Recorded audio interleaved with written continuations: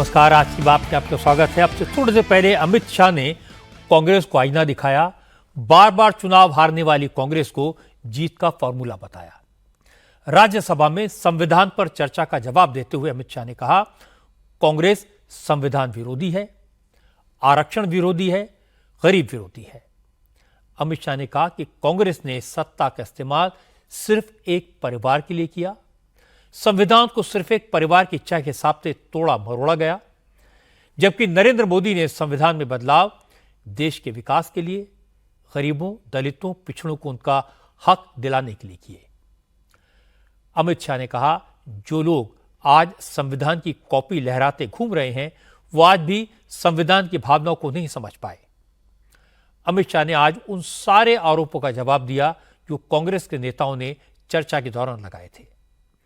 अमित शाह ने कहा कि कांग्रेस के नेता आज आरक्षण की सीमा 50% से ज्यादा बढ़ाने की मांग कर रहे हैं, क्योंकि उनकी असली मंशा धर्म के आधार पर मुसलमानों को आरक्षण देने की है। लेकिन बीजेपी ऐसा कभी नहीं होने देगी, क्योंकि धर्म के आधार पर आरक्षण संविधान के खिलाफ है। अमित शाह ने आज कांग्रेस को संविधान में बोलने की आजादी कम करने का, मौलिक अधिकारों में कटौती का संशोधन करने का दोषी बताया, चुनाव हारने की आशंका के कारण विधानसभाओं का कार्यकाल बढ़ाने का संशोधन करने का जिम्मेदार बताया। अमित शाह ने कहा कि अपनी कुर्सी बचाने के लिए प्रधानमंत्री के कामों की न्यायिक जांच पर रोक लगाने का संशोधन इंदिरा गांधी लेकर आई थी, जबकि नरेंद्र मोदी की सरकार ने एक देश एक टैक्स के लिए संविधान में संशोधन किया, जीएसटी लाए, पिछड़ा आयोग को संवैधानिक दर्जा देने के लिए संशोधन किया, महिलाओं को 33% आरक्षण के लिए संशोधन किया गया, गरीबों को 10% आरक्षण के लिए संविधान में संशोधन किया। अमित शाह ने कहा, यह सारे उदाहरण देखने के बाद कोई भी समझ जाएगा कि संविधान को लेकर कांग्रेस की मंशा और नरेंद्र मोदी की नीयत में क्या फर्क है। अमित शाह ने कहा कि कांग्रेस अपनी पुरानी मानसिकता से उबर नहीं पाई है। आज भी वो समान नागरिक संहिता का विरोध कर रही है, लेकिन बीजेपी लोकतांत्रिक तरीके से कॉमन सिविक कोड लेकर आएगी। अमित शाह की स्पीच के दौरान कांग्रेस के नेताओं ने बार बार टोका टोकी की, लेकिन अमित शाह के तीखे जवाब सुनकर वो खामोश हो गए। अमित शाह ने शुरुआत में ही कांग्रेस को संविधान बचाओ मुहिम की हवा निकाल दी। अमित शाह ने कहा कि आजकल संविधान लहराने का चलन है, लेकिन कांग्रेस के नेता जिसे संविधान बताकर सभाओं में लहराते हैं, वो कोरे कागज का पुलिंदा होता है। अभी मैंने इस चुनाव में अजीबोगरीब नजारा देखा मान्यवर, अजीबोगरीब नजारा था। आज तक इतने साल चुनाव हुए, किसी ने आम सभाओं में संविधान को लहराया नहीं। संविधान को लहराकर, झूठ बोलकर जनादेश लेने का कुत्सित प्रयास कांग्रेस पार्टी के नेताओं के माध्यम से। मान्यवर, संविधान लहराने का मुद्दा नहीं है, संविधान बहकाने का मुद्दा नहीं है। संविधान विश्वास है, संविधान श्रद्धा है, संविधान को सम्मान करने का। मान्यवर, वो नरेंद्र मोदी जी, मान्यवर, लोकसभा में तो किसी को मालूम नहीं पड़ा, लोकसभा में तो किसी को मालूम नहीं पड़ा, जागरूकता थी। महाराष्ट्र में भी लहराने के अलावे बांटने गए तो एक पत्रकार के हाथ में भी आ गया, खोला तो मान्यवर पूरा कोरा था, अंदर कुछ लिखा ही नहीं था, प्रीएम्बल भी नहीं था। मान्यवर, इतना बड़ा छल, आपकी बात नहीं कर रहा मैं, ये तो पकड़े जाने के बाद तो सब लोग सुधर जाते हैं। मान्यवर, 75 साल के इतिहास में, संविधान के आयुष्य में, संविधान के नाम पर इतना बड़ा छल मेरे जीवन में तो मैंने ना देखा है ना जाना। पार्टी को तो निजी परिवार की जागीर समझते हो, संविधान को भी निजी परिवार की जागीर आप लोग समझ रहे।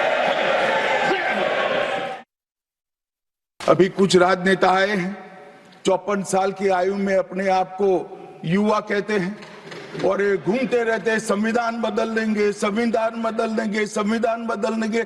मैं उनको समझाना चाहता हूं कि संविधान बदलने का प्रोविजन, संविधान के प्रावधानों का बदलने का प्रोविजन अनुच्छेद 368 के अंदर संविधान में ही है। और मैं आज फिर से एक बार कहना चाहता हूं, थोड़ा ज्ञानवर्धन भी हो जाए किसी का। भाजपा ने 16 साल राज किया, मानिए 6 साल अटल जी ने किया, 10 साल मोदी जी ने किया और 5 साल और मोदी जी करें। एक प्रकार से 16 साल हमने शासन किया। 16 साल में हमने 22 बार संविधान बदला, संविधान के अंदर परिवर्तन की। और कांग्रेस ने 55 साल करा और 55 साल में 77 परिवर्तन कांग्रेस ने भी किए, कांग्रेस के शासन में भी हुए। अब भारतीय जनता पार्टी और कांग्रेस दोनों ने परिवर्तन किए। ये परिवर्तन का टेस्ट कैसा था, किस प्रकार से किए गए? संवैधानिक प्रक्रिया से भी परिवर्तन होते हैं और संविधान को तोड़ मरोड़ कर, फॉर्मेलिटी कर भी परिवर्तन कर सकते हैं।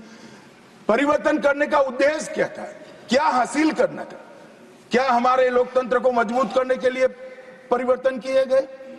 क्या हमारे जिनको अधिकार नहीं है ऐसे लोगों को समकक्ष अधिकार लेने के लिए परिवर्तन किए गए, या अपनी राज्य सत्ता को टिकाने के लिए परिवर्तन? इस पर से ही पार्टी का कैरेक्टर, पार्टी के चलने की पद्धति और पार्टी का संविधान में विश्वास, ये सबको मालूम पड़ता है। इसके बाद अमित शाह ने कांग्रेस के जमाने में हुए संविधान संशोधन गिनाए। पहले संविधान संशोधन को लेकर 39वें संशोधन तक का हवाला देकर अमित शाह ने कहा, कांग्रेस ने संविधान में बदलाव करके लोगों की आजादी छीनने और अपनी कुर्सी बचाने की कोशिश की। इसके बाद अमित शाह ने नरेंद्र मोदी की सरकार के वक्त हुए संविधान के संशोधन गिनवाए और कहा कि कांग्रेस की सरकार और मोदी सरकार में यही फर्क है, कांग्रेस ने सिर्फ पार्टी और परिवार के लिए संविधान बदला, सत्ता में बंधे रहने के लिए संविधान बदला, जबकि नरेंद्र मोदी ने जनता की भलाई के लिए कॉन्स्टिट्यूशन में बदलाव किए। मैं ज्यादा संविधान के संशोधन में नहीं जाऊंगा मान्यवर। दोनों प्रमुख दलों के 4-4 संविधान संशोधन को मैं लेना चाहूंगा। तुम तो कायर हो, तुम मान्यवर, तुम लड़ाकू हो। Okay. Only what the मैं आपको honorable एड्रेस minister will करूंगा। go on record. What the honorable home minister खड़गे said. जी, मान्यवर, ये चारों संशोधन मैं मेरी पार्टी के दफ्तर से नहीं ला सकता। ये चारों संशोधन संविधान में हुए, किसी को अदालत ने निरस्त किया, किसी को जनता पार्टी की सरकार आई तब उसको निरस्त किया, कुछ लिंगरिंग टेस्ट में रह गए, पर ये चारों संशोधन वास्तविकता है। ये 4 संशोधन से कांग्रेस पार्टी की संविधान सुधार करने की मंशा क्या है? एक में हम पर केस ना हो, दूसरे में हम चुनाव हारने वाले तो समय बढ़ा देना, तीसरे में मेरे पर जांच नहीं हो सकती, और चौथे में नागरिकों के संविधान प्रदत्त अधिकारों को समाप्त करें। ये उद्देश्य बताते हैं। अब मैं हमारा 4 संशोधन लेकर आता हूं माननीय। सबसे पहला संशोधन नरेंद्र मोदी जी ने सरकार में किया। 101वां नंबर भी अच्छा आया है और मैं तो क्रम में बोला हूं, एक भी काटा नहीं है। 101, 102, 103, 104, 105, 106 सभी के सभी जन कल्याण के लिए। आज राज्यसभा में अपनी स्पीच में अमित शाह ने ईवीएम पर सवाल उठाने वालों पर भी वार किया। गृहमंत्री ने कहा, जब भी कांग्रेस और विपक्षी दल हारते हैं तो ईवीएम का रोना रोने लगते हैं और जब जीत जाते हैं तो वही ईवीएम अच्छी हो जाती है। अब ये नहीं चलेगा, कोई इस पर यकीन नहीं करेगा। अभी कुछ नहीं है, ईवीएम ले लेकर घूमते हैं, हारते हैं और ईवीएम ले लेकर, ईवीएम ने हरा दिया, ईवीएम ने हरा दिया, ईवीएम ने हरा दिया।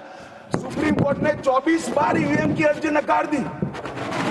चुनाव आयोग ने 3 दिन ईवीएम 10 से 5 बजे तक रखा कि भाई कोई हैक कर बताए, कोई नहीं गया, सुप्रीम कोर्ट में कोई नहीं गया, और हारते हैं तो ईवीएम का दोष निकालते हैं। मान्यवर, एक ही समय, एक ही दिन 2 परिणाम घोषित। एक महाराष्ट्र में सुपड़ा साफ हो गया, जो जनादेश के साथ द्रोह किया था, इसका दंड महाराष्ट्र की जनता ने दिया और दूरबीन लेकर कर दिखाई नहीं पड़ते, और उसी दिन वो झारखंड में जीते। तो महाराष्ट्र में ईवीएम खराब है और झारखंड में टप से जाकर नए कपड़े पहनकर शपथ ले ली। अरे भाई जरा तो शर्म करो, जनता देख रही है।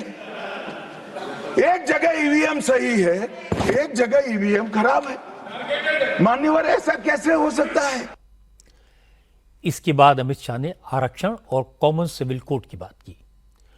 कांग्रेस पर मुस्लिम अपीजमेंट के लिए धर्म के आधार पर आरक्षण देने की साजिश रचने का इल्जाम लगाया।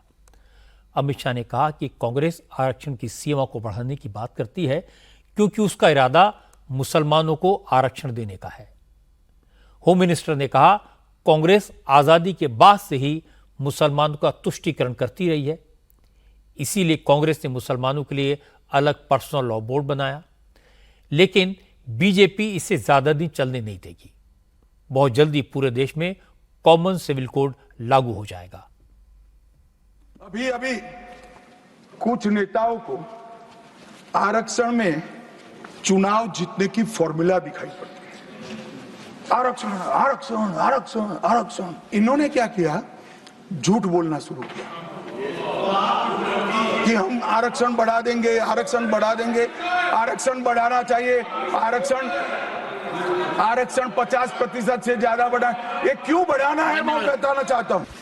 मैं आज देश की जनता को कहना चाहता हूं कि देश के 2 राज्यों में धर्म पर आरक्षण अस्तित्व में है। धर्म के आधार पर आरक्षण ये गैर संवैधानिक है। मान्यवर, संविधान सभा की कोई भी डिबेट आरक्षण के प्रावधान करने वाले आर्टिकल की पढ़ लीजिए, इसमें स्पष्ट किया गया है कि कोई भी आरक्षण धर्म के आधार पर नहीं हो सकता। आरक्षण पिछड़ापन के आधार पर।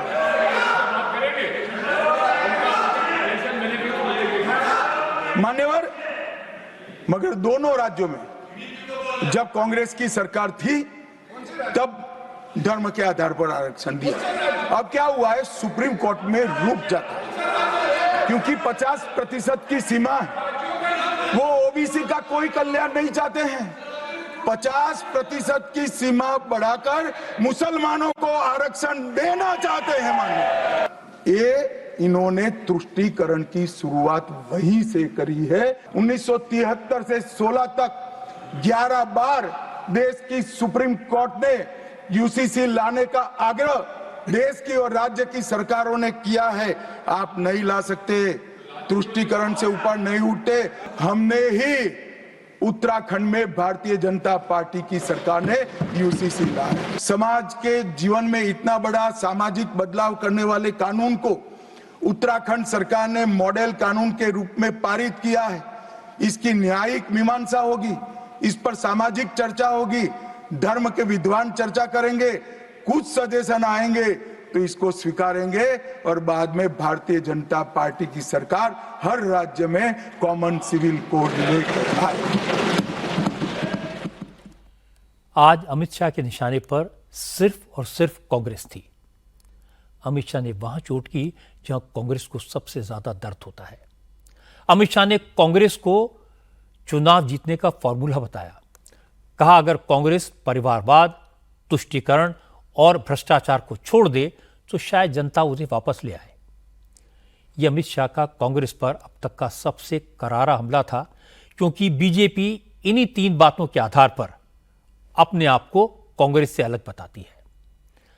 अमित शाह ने दूसरा काम यह किया कि एग्जाम्पल देकर, तुलना करके यह समझाया कि कांग्रेस ने जब जब संविधान में संशोधन किए तो उसका उद्देश्य कुर्सी बचाना था, और जब जब मोदी सरकार ने संशोधन किए तो उसका मकसद गरीबों और पिछड़ों को ज्यादा अधिकार देने का था। अमित शाह ने जो एग्जाम्पल दिए उन्हें समझने की जरूरत है। जैसे अमित शाह ने गिनाया कि कांग्रेस ने संविधान में जो बदलाव किए वो अभिव्यक्ति की आजादी पर पाबंदी लगाने के लिए थे, आम नागरिकों के मौलिक अधिकार छीनने के लिए थे। और अमित शाह की बात सही है, इमरजेंसी के काले दिन इसका सबसे बड़ा सबूत है। संविधान को लेकर बीजेपी पर 3 तरह के आरोप लगाए जाते हैं। अमित शाह ने इन तीनों का सिलसिलेवार तरीके से जवाब दिया। एक तो राहुल गांधी बार बार संविधान की कॉपी लहरा कर कहते हैं कि बीजेपी संविधान को बदलना चाहती है, आरक्षण खत्म करना चाहती है। अमित शाह ने एक के बाद एक कई उदाहरण दिए। उन्होंने बताया कि मोदी सरकार ने पिछड़ों और गरीबों को अधिकार देने के लिए संविधान में कैसे बदलाव किए। दूसरा आरोप यह लगता है कि बीजेपी वोट बैंक की राजनीति करती है, मुसलमानों को परेशान करती है। इसके जवाब में अमित शाह ने शाहबानो और 3 तलाक का उदाहरण दिया। उन्होंने याद दिलाया कि कांग्रेस ने मुस्लिम महिलाओं का हक छीना और बीजेपी ने मुस्लिम महिलाओं को उनका हक दिलाया, 3 तलाक से मुक्ति दिलाई। तीसरा आरोप बीजेपी पर यह लगाया जाता है कि वो ईवीएम में गड़बड़ी करके चुनाव जीतती है। इसका भी अमित शाह ने परफेक्ट जवाब दिया। अमित शाह ने उदाहरण देकर पूछा, एक दिन में 2 राज्यों के चुनाव के नतीजे आए, महाराष्ट्र में ईवीएम खराब और झारखंड में ईवीएम अच्छी कैसे हो सकती है। हालांकि अमित शाह के जवाब के बाद भी विपक्ष के नेता ईवीएम का मुद्दा छोड़ेंगे नहीं, क्योंकि आज ही उद्धव ठाकरे ने महाराष्ट्र में देवेंद्र फडणवीस की सरकार को ईवीएम की सरकार कहा। हालांकि उद्धव ठाकरे ने आज फडणवीस से मुलाकात की, उन्हें मुख्यमंत्री बनने के लिए शुभकामनाएं दी। फडणवीस से मिलने के बाद उद्धव ने कहा कि महाविकास आघाड़ी चुनाव नहीं जीत पाई और अब महायुति की सरकार है, इसलिए महाराष्ट्र के हित के लिए वो फडणवीस से मिलने के लिए आए हैं। ये मुलाकात उन्होंने कहा कि शिष्टाचार वाली मुलाकात थी, लेकिन इस मीटिंग से ठीक पहले उद्धव ने फडणवीस सरकार को ईवीएम सरकार बताया था। उन्होंने कहा महायुति के लिए ईवीएम का मतलब है every vote from machine. Uddhav ने कहा चुनाव आयोग को बैलेट से चुनाव कराना चाहिए ताकि जनता के मन में उठ रहे सवाल खत्म हो जाएं। और इसके बाद उद्धव ने कहा इलेक्शन कमीशन का चुनाव डायरेक्ट वोटिंग से लोगों को करना चाहिए, चीफ इलेक्शन कमिश्नर लोगों के वोट से बनना चाहिए। मेरा कहना यही है कि 1 नेशन 1 इलेक्शन तो बाद में आएगी बात, लेकिन चुनाव आयुक्त का भी चुनाव होना चाहिए। क्यों नहीं होना चाहिए? अगर राष्ट्रपति जी का चुनाव होता है तो चुनाव आयुक्त का चुनाव क्यों नहीं होता है? तो वहां भी चुनाव होना चाहिए। ऐसे मेरी मर्जी जो भी कोई है उसको मैं वहां बिठा दूंगा, नहीं चलेगी ऐसी बात। तो उनका भी चुनाव होना ही चाहिए। और फिर बाद में 1 नेशन 1 इलेक्शन, जब तक जो लोगों के मन में आशंका है ईवीएम के बारे में, दूर करो, होने दो ना। एक बार बैलेट पेपर पे वोटिंग होने दो। अगर यही बहुमत उनको मिलता है फिर कोई किसी को कुछ कहने की आवश्यकता नहीं है। इस मामले में कांग्रेस ने तुरंत उद्धव को सपोर्ट किया। नाना पटोले ने कहा इसमें तो कोई दो राय नहीं है कि महाराष्ट्र में बीजेपी की जीत ईवीएम की जीत है। चुनाव आयोग को बीजेपी के कार्यकर्ता चला रहे हैं। नाना पटोले ने कहा कि अब बीजेपी की हकीकत देश के सामने उजागर हो चुकी है, इसलिए बड़ी बड़ी बातें करने से काम नहीं चलेगा, ईवीएम को हटाकर बैलेट से चुनाव कराना होगा। मशीनों को मिसयूज किया जा रहा है। जैसे पार्लियामेंट की मशीनें यहाँ पे थी तो पार्लियामेंट की मशीन को यूज नहीं किया, दूसरी गुजरात से मशीनें लाई गई। तो जो चाहिए वो कर सकते। बीजेपी के लोग, उस संचालक मंडल जो है इसकी ईवीएम मशीन का जो है, उसमें बीजेपी के कार्यकर्ता पदाधिकारी है। तो पार्टी चला रही है लोकतांत्रिक व्यवस्था को, जिसमें इस तरह के संवैधानिक जो अधिकार हमने चुनाव आयोग को दिए वो भी इन लोगों ने निकाल दिया है। तो इनकी मानसिकता क्या है ये तो स्पष्ट हो चुकी है। बीजेपी की तरफ से प्रवीण दरेकर ने कहा यह सब चुनाव में हार के आफ्टर इफेक्ट है। उद्धव ठाकरे और कांग्रेस के नेता पहले बीजेपी को कोसते थे, लेकिन अब हार की हताशा में चुनाव आयोग पर भी कीचड़ उछाल रहे हैं, इसलिए ऐसी बातों का जनता पर कोई असर नहीं होगा। नहीं, मुझे लगता है अभी हारने के बाद अपनी हर मशीन के ऊपर छोड़ने का ये प्रयास है। तो मुझे लगता है इसके बारे में कंप्लेंट भी हुई, सब निकाल भी आया। अभी वो जो उनकी हार हुई, पराभव हुआ, उसमें से वो बाहर नहीं आ रहे, इसलिए इसी तरह के आरोप वो कर रहे हैं। ईवीएम पर सवाल उठाने वालों को बातें करने के बजाय इलेक्शन कमीशन की चुनौती को स्वीकार करना चाहिए। चुनाव आयोग ने बार बार कहा है जिसमें दम हो ईवीएम को हैक करके दिखाए, यह साबित करके दिखाए कि ईवीएम में गड़बड़ हो सकती है। संवैधानिक व्यवस्था तो यह है अगर किसी को इलेक्शन कमीशन से शिकायत है तो वो लिखित में सबूतों के साथ कंप्लेंट करे और चुनाव आयोग उसका जवाब देने के लिए बाध्य होगा। लेकिन सबूत देने के बजाय, शिकायत करने के बजाय बयानबाजी हो रही है। मैं उद्धव ठाकरे की इस बात से बिल्कुल सहमत नहीं हूं कि चीफ इलेक्शन कमिश्नर का चुनाव होना चाहिए। कल को कोई कहेगा कि भारत के चीफ जस्टिस का भी चुनाव होना चाहिए। ये संवैधानिक संस्थाएं हैं, ये व्यवस्था हमारे संविधान में है, ये हमारे लोकतंत्र की परंपरा है। सबको इनका तो आदर करना ही चाहिए। वैसे आज उद्धव ने कांग्रेस से दूरी बनाने की कोशिश भी की। वीर सावरकर को भारत रत्न देने की मांग उठाई। महाराष्ट्र विधानसभा चुनाव के बाद पहली बार नागपुर पहुंचे उद्धव ठाकरे ने कहा, अब कांग्रेस को वीर सावरकर का नाम लेना बंद करना चाहिए और अगर बीजेपी वास्तव में वीर सावरकर को सम्मान देना चाहती है तो वीर सावरकर को भारत रत्न का सम्मान क्यों नहीं देती। उद्धव ने कहा, इससे पहले जब देवेंद्र फडणवीस मुख्यमंत्री थे तब उन्होंने प्रधानमंत्री को चिट्ठी लिखकर वीर सावरकर को भारत रत्न देने की मांग की थी। अब उन्हें नरेंद्र मोदी पर प्रेशर बनाना चाहिए कि वीर सावरकर को भारत रत्न दिया जाए। इस मांग में उनकी पार्टी बीजेपी के साथ है। मला एक गोष्ट असं वाटते की काँग्रेस असो वा भारतीय जनता पक्ष असो यांनी आता मैं कांग्रेस और बीजेपी दोनों को कहना चाहता हूं कि कांग्रेस सावरकर सावरकर और बीजेपी नेहरू नेहरू करना बंद करे। अतीत में क्या हुआ उस पर बात करने के बजाय हमें इस पर ध्यान देना चाहिए कि हम आगे क्या कर सकते हैं। दोनों ने अपने अपने काल में जो किया वो अपनी जगह सही है, इसलिए पीएम मोदी भी अब नेहरू के नाम की रट ना लगाए। वीर सावरकर को लेकर मैं कहना चाहता हूं, उन्हें भारत रत्न क्यों ना दिया जाए, देना ही चाहिए। जब देवेंद्र फडणवीस थे तो उन्होंने पीएम मोदी को कई खत लिखे थे। आज भी वही सीएम है। जब उनकी मांग पर गौर नहीं किया जा रहा तो उन्हें वीर सावरकर बोलने का अधिकार नहीं है। भारतीय जनता पक्षाचे वरिष्ठ नेते अब कांग्रेस की प्रॉब्लम है कि राहुल गांधी तो वीर सावरकर को राष्ट्रद्रोही बताते हैं। इसको लेकर उन पर कई केस चल रहे हैं और जैसे ही उद्धव ठाकरे ने वीर सावरकर को सम्मान देने की बात की तो कांग्रेस ने अपने आप को इससे अलग किया। करना ही पड़ता। महाराष्ट्र कांग्रेस अध्यक्ष नाना पटोले ने कहा, वीर सावरकर को भारत रत्न मिले या न मिले इससे कांग्रेस का कोई लेना देना नहीं है। ये उद्धव ठाकरे की पार्टी का मुद्दा है, इससे कांग्रेस को कोई मतलब नहीं है। नाना पटोले ने कहा, कांग्रेस इतिहास की नहीं वर्तमान की बात करना चाहती है। महाराष्ट्र का वर्तमान ही खतरे में है, इसलिए पहले बात महाराष्ट्र की होनी चाहिए। देखो, उनका इशू है, लेकिन हम महाराष्ट्र के वर्तमान की चिंता कर रहे हैं। हमें इतिहास में नहीं जाना है। महाराष्ट्र का वर्तमान ही खतरे में आया है। जो शव फुले अम्बेडकर विचारधारा जो महाराष्ट्र की है वही खतरे में आई है। जो ईवीएम मशीन से चुन के आई हुई सरकार जो है, जनता का इसके ऊपर भरोसा नहीं है। भी उनके पार्टी का मत हो सकता है, हम उस बारे में कोई चर्चा नहीं करना चाहते, लेकिन महाराष्ट्र के वर्तमान की चिंता कांग्रेस को है। मौका मिलते ही उद्धव ठाकरे और नाना पटोले को एकनाथ शिंदे की पार्टी के नेता आशीष जायसवाल ने जवाब दिया। देवेंद्र फडणवीस की सरकार में मिनिस्टर आशीष जायसवाल ने कहा, वीर सावरकर को भारत रत्न मिलना चाहिए, ये बात सही है और उन्हें यकीन है ये जल्दी होगा, लेकिन उद्धव ठाकरे को इसके बारे में बोलने का हक नहीं है। आशीष जायसवाल ने कहा, राहुल गांधी और कांग्रेस के दूसरे नेता रोज वीर सावरकर का अपमान करते हैं। अगर उद्धव को वीर सावरकर के सम्मान की वाकई में चिंता है तो सबसे पहले कांग्रेस से नाता तोड़ें, उसके बाद उन्हें वीर सावरकर का नाम लेने का हक होगा, उससे पहले नहीं। भारत रत्न देना ये एक बड़ी बात है और ये होना चाहिए, इसमें कोई मतलब संकोच का विषय नहीं है। तो वो होगा, जैसे मराठी को अभिजात भाषा का दर्जा का विषय प्रलंबित था, उससे सरकार ने निर्णय लिया।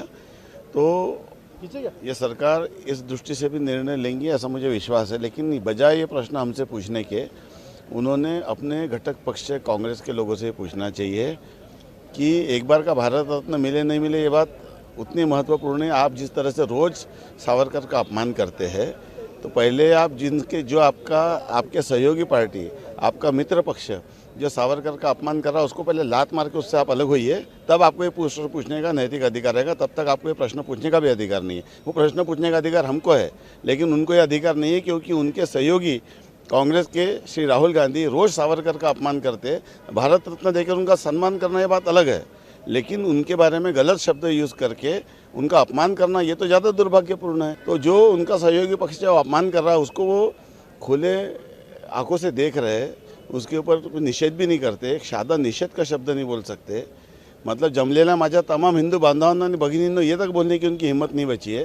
तो हालांकि वीर सावरकर के मुद्दे पर भी अमित शाह ने राज्यसभा में डिटेल में जवाब दिया, राहुल गांधी को आड़े हाथों लिया।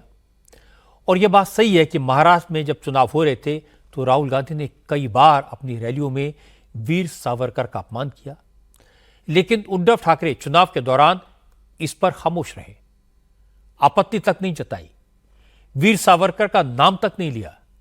लेकिन लगता है चुनाव में ऐतिहासिक हार के बाद उद्धव को अपनी गलती का एहसास हो रहा होगा, इसीलिए वो पुराने रास्ते पर लौटने की कोशिश कर रहे हैं। चुनाव के बाद से उद्धव हिंदुत्व की बात करने लगे हैं और आज उन्होंने वीर सावरकर को भारत रत्न देने की मांग की। ये कांग्रेस से दूरी बनाने की दिशा में पहला कदम है। शायर ने कहा कि इब्तिदाए इश्क है, होता है क्या, आगे आगे देखिए होता है क्या। अब बात यूपी के संभल की। आज संभल में माहौल बिल्कुल बदला हुआ है।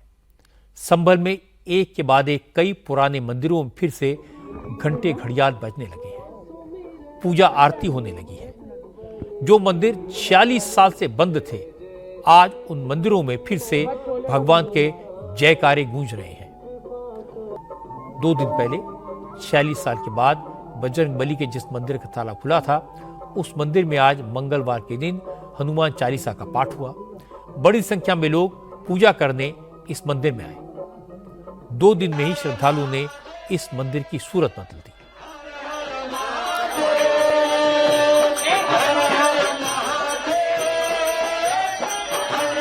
अब प्रशासन मंदिर के आसपास हुए एनक्रोचमेंट को हटा रहा है। पहले मंदिर के चारों तरफ एक परिक्रमा मार्ग भी था, जिस पर कब्जा करके दीवार बना दी गई थी। इसी मंदिर के बगल में मतीन अहमद नाम के शख्स का घर है। मतीन अहमद ने मंदिर के परिक्रमा मार्ग पर कब्जा कर लिया था। प्रशासन ने पैमाइश के बाद मतीन अहमद को नोटिस दिया तो मतीन अहमद खुद ही एनक्रोचमेंट हटाने को तैयार हो गया। सुबह सुबह मंदिर के जमीन पर किए गए कब्जे को गिराने का काम शुरू भी हो गया। मतीन अहमद के घर के जिस हिस्से को गिराया जा रहा है, उसके चारों तरफ ब्लैक पॉलिथीन लगाई गई है, क्योंकि मकान का यह हिस्सा मंदिर के शिखर के बिल्कुल ऊपर है। मकान के इस हिस्से को तोड़ते वक्त मलबा मंदिर पर गिर सकता था, इसलिए मंदिर को सुरक्षित रखने के लिए मकान के चारों तरफ ब्लैक पॉलिथीन लगाई गई। जिस जमीन पर मंदिर बना है वो जमीन रस्तोगी परिवार की थी। विष्णु रस्तोगी ने यह मंदिर बनवाया था। आज विष्णु रस्तोगी और उनके रिश्तेदार 46 साल के बाद फिर इस इलाके में इकट्ठा हुए। अपने उन पुराने घरों को देखा जिन्हें 1978 के दंगे के बाद वो मजबूरी में औने पौने दामों में बेचकर इस मोहल्ले से भाग गए थे। उन पुराने दिनों को याद करके विष्णु रस्तोगी की आंखें आज भी भर आती हैं। विष्णु रस्तोगी ने कहा कि यहां इतना डर का माहौल बना दिया गया था कि उन्हें मजबूरी में अपना घर बेचकर जाना पड़ा।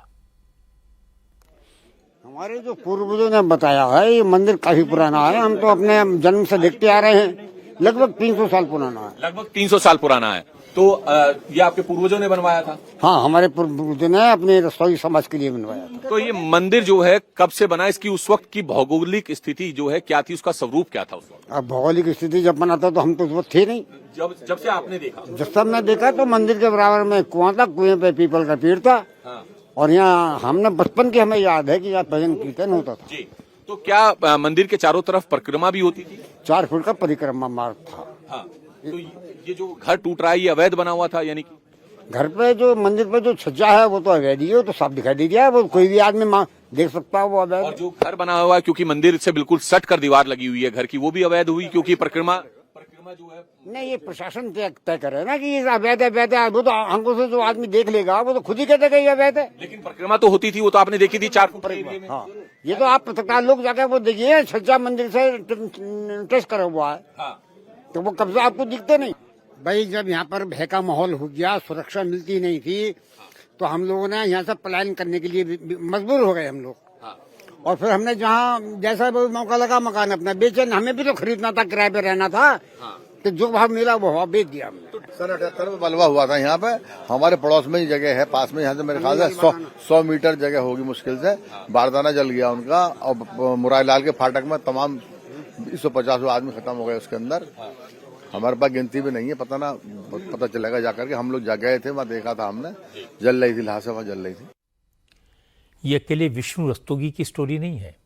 संभल के इस मोहल्ले में रहने वाले ज्यादातर हिंदू परिवार डर की वजह से यहां से चले गए थे। सबके पास सुनाने के लिए एक से एक दर्दनाक कहानी है। किसी के पिता को गोली मार दी गई थी, किसी के मामा को जिंदा जला दिया गया था। हमारे संवाददाता कुमार सोनू को यहां देवेंद्र रस्तोगी मिले। देवेंद्र रस्तोगी अपने पुश्तैनी मकान को देखकर रो पड़े। उन्होंने बताया कि संभल के दंगों में उनके पिता की हत्या कर दी गई। इसके बाद भी परिवार ने घर नहीं छोड़ा। फिर उन्हें धमकाया जाने लगा। परिवार की बहन बेटियों को छेड़ा जाता था। पुलिस मदद नहीं करती थी। जब हालात हद से ज्यादा बिगड़ गए तो मजबूरी में उन्होंने अपना घर कम कीमत पर बेचा और दूसरे इलाके में जाकर बस गए। हमारे बाबा के गोली मार दी गई थी यहाँ पे धर्मशाला के पास। उसकी दहशत थी और दूसरे समुदाय के लोगों ने गोली मारी थी। बोलिए। और फिर जो है यहाँ पे लड़कियां आती थी स्कूल से पढ़ के, तो उन दीपासरा के लड़कों ने उन्हें छेड़ते थे। उन्हें रोज छेड़ते। हिंदू की लड़की आती थी इसी मोहल्ले की, खग्गू सराय की, उन्हें छेड़ा जाता था। तो हम लोगों ने एक दिन उन्हें पकड़ा था सबको। एक लड़का हाथ आ गया था तो इनके प्रदीप वर्मा के मकान में उसे बंद भी कर दिया था। फिर वो 40-50 लड़के आ गए दीपासरा के, उन्होंने वो छुटा के ले गए और फिर उनकी रपट भी हुई थी। कई साल मुकदमा भी चला। मकान क्यों बेच कर चले गए? मकान तो इसलिए बेचा ना, शासन वगैरह कोई सुनता नहीं था आपकी? ना पुलिस के पास मोबाइल भी ना थे और कोई इस वक्त पुलिस की तवज्जो भी इतनी कम थी उस वक्त। और फिर 78 के दंगे हुए थे। तो घर कितने में बेचा आपने? हमने तो 2000 रुपए गज में बेचा था, 5 लाख। उस वक्त सही दाम मिला या फिर सस्ते में बेचना पड़ा मजबूरी में? बहुत कम में बेचना पड़ा मजबूरी में। क्या दाम था उस वक्त? उस वक्त 10,000-8,000 रुपए के रेट थे। अच्छा, 8,000-10,000 रुपए गज था। और ये जो है आपने 2,000? हाँ, 2000 रुपए गज में। कितने गज का मकान था आपका? ये 500 गज का था। आप उसी मकान की बात कर रहे हैं ना जिसके आगे कुआं है? 250 गज का, ये 250 गज का, वो दोनों मकान अपने। अच्छा, दोनों आपके ही मकान थे ये। लेकिन सबसे डरावनी स्टोरी है विनय गुप्ता की। उनके मामा बनवीरलाल गोयल को 1978 के दंगों में जिंदा जला दिया गया था। वो इलाके के बड़े व्यापारी थे, सबकी मदद करते थे। हिंदुओं के अलावा मुस्लिम समुदाय के लोगों को भी उन्होंने पैसे दिए थे, लेकिन दंगाइयों ने उन्हें भी नहीं छोड़ा। बनवारीलाल गोयल समेत कई हिंदुओं को जिंदा जला दिया गया था। आज अपने पुराने घर को देखने पहुंचे बनवारीलाल गोयल के भांजे ने कहा कि 1978 के दंगों के वक्त फरत अली संभल के डीएम थे और डीएम ने जानबूझकर हिंदू इलाकों में फोर्स नहीं भेजी, इसलिए दंगों में इतनी बड़ी संख्या में हिंदू मारे गए थे। 78 के दंगे में अफवाह से जब मामा बनवारीलाल जी जो हत्या हुई, जिसका योगी जी ने विधानसभा में भी चर्चा की है, तो डीएम थे फरत अली, वो थाने में आके बैठ गए।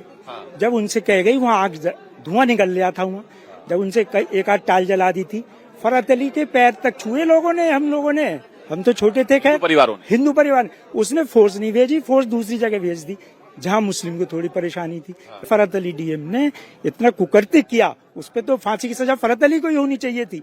जब सब जल गए, जो मामा बनवारीलाल की फड़ पे जो 23 लोग थे और साथ में जो 11 तो जिंदा जला दिए थे ऊपर नीचे रख के, जब सब जल गए तो उसने फोर्स भेजी, तो सब भाग गए वहां से, कोई अरेस्ट भी नहीं हो पाया। फिर बाद में मुकदमेबाजी से थोड़ा सा चला था तो गिरफ्तार। तो बताया कि जो दंगाई थे उन्हें इनाम भी देने लग गए थे सर, वो क्या? बर्क साहब के दबाव में वो दुकानें हमारी जली और उनकी छोटी सी जला के सारे उन्हें पुरस्कार मिले, उन्हें मुआवजे। अपनी आंखों से देखा? भुगता है। हम लोग जाते थे डीएम वगैरह से मिलने, अपनी एप्लीकेशन लेके जाते थे, हमें मुआवजे दो, सब बात थे ना। हम तो जब बनवारीलाल जी का शब्द नहीं मिला तो उनका पुतला बना के हमने संस्कार करा ब्रज घाट पे उनका। शब्द तक नहीं नसीब हुआ आप लोगों को? मिला ही नहीं, कुछ काट दिया ना हाथ। योगी जी ने सही बताया विधानसभा में, पहले वो, अब मैं तो नाम भी बता सकता हूँ, उसका हाथ काटा पहले उन्होंने और बोले ले इस हाथ से पैसे लेगा, ले ऐसे कैसे करा था। ये किसने कहा? जिन्होंने मारा। अब उस नाम में तो नहीं जाना चाहिए, वो मुकदमे भी चले, बाद में डर से गवाह हॉस्टाइल हो गए, डराया गया गवाहों को। 1978 के दंगों के बाद भी संभल में कई बार दंगे हुए। 1992 में दंगा हुआ। इसके बाद मुस्लिम बहुल इलाकों में बचे खुचे हिंदुओं की हिम्मत भी जवाब दे गई। 1992 के बाद खग्गू सराय, दीपा सराय और सराय तरीन जैसे मोहल्लों से ज्यादातर हिंदू घर बार छोड़कर चले गए। आज कई साल के बाद इस इलाके में आए विनय गुप्ता ने बताया, जो हिंदू 1978 के दंगों के बाद इस इलाके से नहीं भागे, उन्हें परेशान किया जाता था। उनके घरों के सामने गाय बैल काटे जाते थे, सरेआम कुर्बानी होती थी। माहौल ऐसा बना दिया गया कि हिंदुओं के पास वहां से भागने के अलावा कोई रास्ता नहीं बचा। इस बात को समझ लेना चाहिए कि मुस्लिम समाज जो भी है, हर पूरे वर्ग को नहीं कह रहा, वो किस माइंड के होती है। जब यहाँ सन 78 के बाद दहशत बनी तो वो जबरदस्ती ही नहीं कहते अपना घर दिल बेचो या क्या करो, खुलेआम कुर्बानी करते थे। घर में सब वैसे वातावरण, मैं इसकी गहराई में नहीं जाती, एक डर पैदा करते थे। कैसे, वही मैं जानना चाह रहा हूँ, डर कैसे पैदा? डर ऐसे पैदा करते थे कि कुर्बानी कर ली खुलेआम, बैल गाय काट दी। हमने अपनी आंखों से बैल काटते अपने घर के सामने देखा जब हाँ, एक चौराहे पे कभी सार कुर्बानी करते थे। वैसे भी अक्सर दहशत घरों पे किस वातावरण में रहना, घर पे बिना कैसे जाना, ये सब दहशत बनाते थे, तो इसलिए मजबूरी में बेच के जाते थे। कल विधानसभा में योगी आदित्यनाथ ने भी बनवारी लाल की हत्या का जिक्र किया था। योगी ने कहा था कि आज जो लोग संभल में कम्युनल टेंशन की बात कर रहे हैं, उन्हें याद रखना चाहिए कि 1978 में हर समुदाय के लोगों की बढ़ चढ़कर मदद करने वाले बनवारी लाल गोयल के साथ क्या किया गया था। 1978 में जो दंगा हुआ था महोदय, किस प्रकार की स्थिति थी। एक वैश्य जिसने सबको उधार दे रखा था पैसा, और उस बात को मानता था कि साहब मैं तो सबको पैसा देता हूं, मेरे यहां तो सब व्यवसाय के साथ जुड़े हुए हैं। अगल बगल के हिंदू दंगा होने के बाद उनके घर में इकट्ठे होते हैं। इकट्ठा होने के बाद उनको घेर लिया जाता है। घेरने के बाद वो बोलते हैं, भाई आप हमें क्यों घेर रहे हैं? कहा जाता है, नहीं, क्योंकि तुम इन हाथों से पैसा मांगोगे, इसलिए उनके हाथ काटे जाते हैं, फिर उनके पैर काटे जाते हैं, और फिर उनका गला रेंध करके हत्या होती है। ये लोग सौहार्द की बात करते हैं, शर्म नहीं आती इन लोगों को सौहार्द के बारे में चर्चा करने में। जो शिव मंदिर हमने आपको दिखाया वो संभल के खग्गू सराय इलाके में है। उस मंदिर को तो 3 दिन पहले खोल दिया गया था, लेकिन आज सराय तरीन इलाके में एक और मंदिर का ताला खुला। 40 साल पुराने इस राधा कृष्ण मंदिर में 32 साल से ताला लगा हुआ था। 1992 में हुए दंगों के बाद इस इलाके के हिंदू घर बार छोड़कर भाग गए थे, तभी से मंदिर बंद था। यह मंदिर सैनी परिवार का था। कुछ सालों तक सैनी परिवार के लोग तीज त्योहार पर चुपचाप मंदिर में आकर पूजा करते थे, लेकिन जब सराय तरीन इलाके से सारे हिंदू पलायन कर गए तो मंदिर में तीज त्योहार पर भी पूजा पाठ बंद हो गया। लेकिन अब माहौल बदला तो आज सैनी परिवार के लोग भी नाते रिश्तेदारों के साथ मंदिर में पहुंचे। ताला काटकर मंदिर खोला गया और बरसों बाद भजन कीर्तन पूजा पाठ हुआ।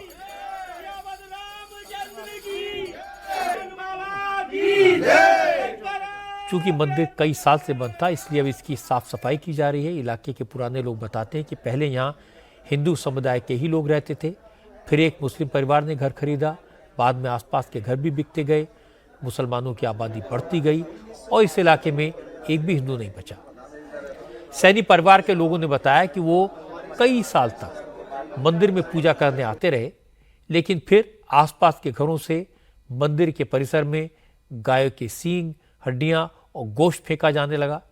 डरे से में हिंदू विरोध नहीं कर सकते थे, इसलिए मजबूरी में मंदिर पर ताला लगाकर यहां से चले गए। तो ये मकान सबसे पहले हिंदुओं के थे सब। ये मकान बेचने के बाद में धीरे धीरे मतलब ये बिकते चले गए। जब यहाँ दबाव दूसरा हो गया तो उन्होंने मतलब जो है आना बंद कर दिया, क्योंकि यहाँ मतलब जो है मतलब जो बस्ती के हालात हैं उसका हड्डी, सींग और गोश्त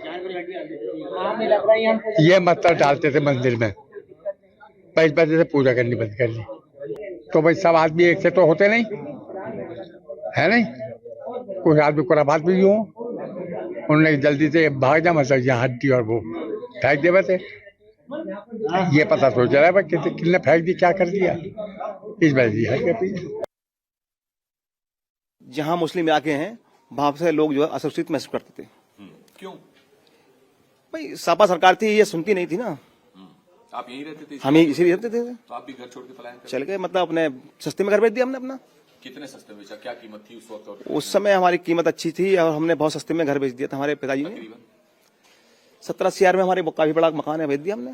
और कितनी कीमत थी उस वक्त? कम से कम 2 लाख की कीमत होती। अच्छा, यानी कि आधे से भी कम थी। आधे से कीमत थी। क्यों ये डर और दहशत क्यों थी? डर दहशत ये थी कि हमारी सरकारें जो थी उस समय की हिंदुओं को तो चाहती नहीं थी। यानी क्या चक्कर था उनका समझ में नहीं आता कि कोई भी अगर केस हुआ तो सिर्फ चाहे वो गुनहगार है या ना है, दबाया हिंदू गया। अब मैं आपको इस पूरे मामले का दूसरा पक्ष सुनवाता हूं। संभल में रहने वाले जो हिंदू यहां से छोड़कर चले गए थे, आज वो अपनी बातें बता रहे हैं। लेकिन संभल के सांसद जियाउर रहमान बर्क ने कहा यह सब बेकार की बातें हैं। न किसी ने यहां से किसी को भगाया, न मुसलमानों ने किसी की प्रॉपर्टी पर कब्जा किया। जियाउर रहमान बर्क ने कहा मुसलमानों ने तो भाईचारे की मिसाल कायम की, इतने सालों तक मंदिरों को सुरक्षित रखा। संभल से तो पूरे देश को सबक सीखना चाहिए। ये देखिए कि इतना लंबे समय से जो कि वो 46 साल बता रहे हैं, अगर मुसलमान चाहते किसी मंदिर को मस्जिद बनाना चाहते तो 46 दिन में बहुत बदलाव कर सकते थे। लेकिन जैसा मैंने पहले भी कहा है कि मुसलमान कभी दूसरे के धार्मिक स्थल पर अपनी मस्जिद बनाना जायज़ नहीं है और इसलिए वहाँ पर उन लोगों ने उसकी बल्कि रखवाली की और हिफाजत की। उसके साथ में कोई छिड़कानी की। ये पूरे हिंदुस्तान के लिए एक सबक है और एक ये साबित करता है कि मुसलमान किसी के धार्मिक स्थल पर अतिक्रमण नहीं करते, बल्कि जिस तरह से वो अपने धार्मिक स्थल की मस्जिद मदरसों की सुरक्षा करते हैं उसी तरह से उन लोगों का उसका भी सम्मान करते हैं। इसके बाद सहारनपुर से कांग्रेस के सांसद इमरान मसूद ने कहा कि बीजेपी ने संभल में माहौल खराब किया, जामा मस्जिद को लेकर खामखा विवाद पैदा किया, फिर मंदिरों के नाम पर माहौल बिगाड़ा। अब मुसलमानों के घरों पर बुलडोजर चलाने की तैयारी हो रही है। सांसद पर बिजली चोरी के आरोप लगाए जा रहे हैं। इमरान मसूद ने कहा कि बीजेपी महंगाई और रोजगार पर बात नहीं करना चाहती, इसलिए संभल के मुद्दे को हवा दी जा रही है। तो लगाए ना नारे, कौन मना कर रहा है जय श्री राम के नारे लगाने से? बताइए, जय श्री राम का नारा प्रेम से लगाइए। जय श्री राम का नफरत से क्यों लगा रहे हो? आप प्रेम से लगाओ ना जय श्री राम का नारा। श्री राम तो प्रेम का दूसरा रूप है ना, तो उसे नफरत में क्यों डाल रहे हो भाई? संभल की जो मामला है संभल का, उसको कहाँ जाता हुआ देख रहे हैं आप? कि लगातार वहाँ के देख रहा हूँ मैं, बीजेपी का एजेंडा फेल हो रहा है। वो कुछ ही कर ले, लोग ही नहीं समझ में वही कह रहे हैं हिंदू के हमारा तो मंदिर सही है, हमें तो यहाँ इसलिए नहीं आते थे, कभी कभी आ जाते थे। तो बीजेपी का एजेंडा नहीं चल पा रहा है और कुछ भी नहीं है। जैसे सबको यह मानना चाहिए कि हर मस्जिद के नीचे मंदिर ढूंढना ठीक नहीं है, वैसे ही सबको यह भी मानना चाहिए कि अगर किसी मंदिर पर जबरदस्ती ताला लगाया गया, डर के कारण उसे बंद कर दिया गया, तो वहां पूजा पाठ फिर से शुरू करने में कोई बुराई नहीं है। जहां तक संभल के मंदिर की बात है, समाजवादी पार्टी के लोकसभा मेंबर जियाउर रहमान बर्क मान रहे हैं कि संभल में मंदिरों पर ताले लगे थे, मंदिर बंद पड़े थे। लेकिन इसके साथ साथ बर्क साहब ने एक और दावा किया। उन्होंने कहा कि मुसलमान कभी भी दूसरे धर्म को नुकसान नहीं पहुंचाते। अब इससे अच्छी बात और क्या हो सकती है? अगर हिंदू मुसलमान एक दूसरे को नुकसान पहुंचाना बंद करें, मिलजुल कर रहना शुरू करें, मंदिर मस्जिद के झगड़े आपसी बातचीत से खत्म कर दें, देश के लिए इससे अच्छा और क्या हो सकता है? आज योगी आदित्यनाथ ने एक बार फिर समाजवादी पार्टी और कांग्रेस को आड़े हाथों लिया। योगी ने बताया उनकी सरकार ने कितने नौजवानों को रोजगार दिया है, उनकी सरकार में कितने पिछड़े और दलित वर्ग के नौजवानों को आरक्षण का फायदा मिला। योगी ने कहा कि उनकी सरकार ने अब तक करीब 7 लाख युवाओं को नौकरी दी है और इतने बड़े पैमाने पर नौकरी देने के बावजूद भ्रष्टाचार का आरोप नहीं लगा, क्योंकि नौकरी पाने के लिए किसी को 1 रुपया नहीं देना पड़ा। योगी ने कहा, जो लोग उन पर आरक्षण को खत्म करने का इल्जाम लगाते हैं वो सुन लें कि यूपी में पिछले 7 साल में जो भर्तियां हुई हैं उनमें अनरिजर्व सीट पर भी शेड्यूल कास्ट के लोगों की भर्ती की गई है। इसके बाद योगी ने प्रियंका गांधी पर कटाक्ष किया। प्रियंका गांधी कल पार्लियामेंट में एक बैग लेकर पहुंची थी जिस पर लिखा था फिलिस्तीन। इस पर योगी ने कहा, कुछ लोग फिलिस्तीन का बैग लटका कर घूम रहे हैं, शायद उन्हें यह नहीं मालूम कि यूपी के 5,000 से ज्यादा युवा इजराइल में नौकरी कर रहे हैं और हर महीने 1.5 लाख रुपए से ज्यादा कमा रहे हैं। कल कांग्रेस के एक नेत्री संसद में फिलिस्तीन का बैग लेकर घूम रही थी और हम यूपी के नौजवानों को इजराइल भेज रहे हैं। वहां पर यूपी के अब तक लगभग 5,600 से अधिक नौजवान इजराइल गए हैं निर्माण कार्य करने के लिए, और हर नौजवान रहने का फ्री, खाने का फ्री और 1.5 लाख रुपए उसको वहां पे अतिरिक्त मिल रहे हैं और पूरी सुरक्षा की गारंटी भी है। अभी इजराइल के राजदूत आए थे, उन्होंने कहा कि हम यूपी के और भी नौजवान ले जाना चाहेंगे, क्योंकि यूपी का नौजवान अच्छा काम कर रहा है, बेरोजगार नहीं, उसकी स्किल की ताकत को दुनिया आज मान रही है। आप ये मान के चलिए, वो नौजवान जब 1.5 लाख रुपए भेजता अपने घर तो प्रदेश के ही विकास में वो योगदान देता है। हमें अभिनंदन करना चाहिए उन नौजवानों का। क्या प्रवासी भारतीयों ने भारत के विकास में योगदान नहीं किया? और क्या ये प्रवासी उत्तर प्रदेश का नौजवान जो आज गया है उसके सामने एक अवसर है, यहां काम करता 20,000, 25,000 रुपए, 30,000 रुपए प्राप्त करता। योगी ने बैग को लेकर हमला किया तो शाम तक प्रियंका का जवाब भी आ गया। प्रियंका गांधी ने कहा, यूपी के युवाओं को यहां रोजगार देने की जगह उन्हें युद्धग्रस्त इजराइल भेजने वाले इसे अपनी उपलब्धि बता रहे हैं। उन्हें न तो प्रदेश की बेरोजगारी का हाल पता है और न ही उन युवाओं और उनके परिवार की पीड़ा। प्रियंका ने कहा कि अपने नौजवानों को रोजगार के लिए युद्ध क्षेत्र में झोंक देना शर्म की बात है। यूपी कांग्रेस के अध्यक्ष अजय राय ने भी कहा, मुख्यमंत्री योगी को बीजेपी के किसी नेता के बेटे को भी 1.5 लाख रुपए कमाने इजराइल भेजना चाहिए, तब पता चलेगा कि कितने लोग खुशी खुशी इजराइल जाने को तैयार हैं। आम आदमी को तो भेज रहे हैं, कोई भाजपा और संघ के कार्यकर्ता को भी तो भेजिए इजराइल में, एक विश्व हिंदू परिषद को भेजिए और अपने किसी भाजपा के नेता के परिवार को भेजिए, जरा वहाँ कमाने 1.5 लाख रुपए महीने पे, देखिए जाता है कि नहीं जाता है। आपकी पता चल जाएगा कि इजराइल जाके पैसा कमाएगा या जान जोखिम में डाल रहा है। आप आज यहाँ के लोगों के साथ भी अत्याचार अन्याय कर रहे हैं। इजराइल, अरे आपको भेजना तो यूएस भेजिए, आपको भेजना है तो आप जर्मनी भेजिए। इजराइल इसलिए भेज रहे हैं कि वहाँ पर युद्ध चल रहा है और हमारे लोग वहाँ पर जाएंगे, फंसेंगे, मरेंगे। अब मैं इतना ही कहूँगा कि भाजपा का नेता अपने बेटे को भेजे इजराइल। जो बैग पे उन्होंने कमेंट किया प्रियंका, निश्चित तौर से देखिए वो पूरी तरीके से उसका समर्थन प्रियंका जी से लेकर, और आज जो अत्याचार अन्याय हो रहा है फिलिस्तीन के साथ, निश्चित तौर से पूरे देश के लोगों के साथ उनका लगाव है, जुड़ाव है। अजय राय को यह नहीं मालूम कि जो नौजवान इजराइल में नौकरी करने गए हैं वो युद्ध के मैदान में नहीं, अपने हुनर के तौर पर, अपने स्किल के बल पर वहां रोजगार के लिए गए हैं। और ये मानना पड़ेगा कि योगी की सरकार में उत्तर प्रदेश में जो भर्तियां हुई हैं उनमें भ्रष्टाचार का एक भी आरोप नहीं लगा। और ये भी सही है कि अनरिजर्व सीट्स पर रिजर्व कैटेगरी के लोगों की भर्ती हुई है। यूपी में 69,000 शिक्षकों की भर्ती हुई थी, उसमें करीब 13,000 सीटें आरक्षित थीं, लेकिन रिजर्व कैटेगरी के करीब 15,000 लोगों को नौकरियां मिली, और ये बड़ी बात है। और अब बात अजीत डोवल के स्पेशल मिशन की। National security adviser Ajit Doval Beijing पहुंच गए हैं। बीजिंग में अजीत डोवल चीन के विदेश मंत्री वांग यी के साथ कल सीमा विवाद सुलझाने की बातचीत को आगे बढ़ाएंगे। अजीत डोवल और वांग यी दोनों देशों के बीच में बॉर्डर डिस्प्यूट पर बात करने के लिए अपने अपने देशों के स्पेशल रिप्रेजेंटेटिव के साथ मिलेंगे। अक्टूबर में ब्रिक्स समिट के दौरान जब प्राइम मिनिस्टर मोदी और चीन के प्रेसिडेंट शी जिनपिंग की मुलाकात हुई थी, तब दोनों नेताओं ने अपने अपने स्पेशल रिप्रेजेंटेटिव्स को जल्दी से जल्दी मिलकर सीमा विवाद पर बातचीत आगे बढ़ाने का निर्देश दिया था। अजीत डोवल उसी सिलसिले में चीन के दौरे पर गए हैं। सीमा विवाद को लेकर अजीत डोवल और वांग यी के बीच 5 साल में यह पहली मुलाकात होगी।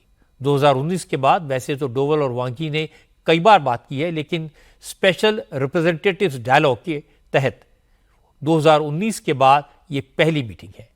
इससे पहले अक्टूबर में चीन और भारत के बीच डेप्सोंग और डेमचौक इलाकों में डिसएंगेजमेंट का प्रोसेस शुरू हुआ था, जिसके बाद पीपल्स लिबरेशन आर्मी और इंडियन आर्मी के जवानों ने एलएसी पर रेगुलर पेट्रोलिंग शुरू कर दी है।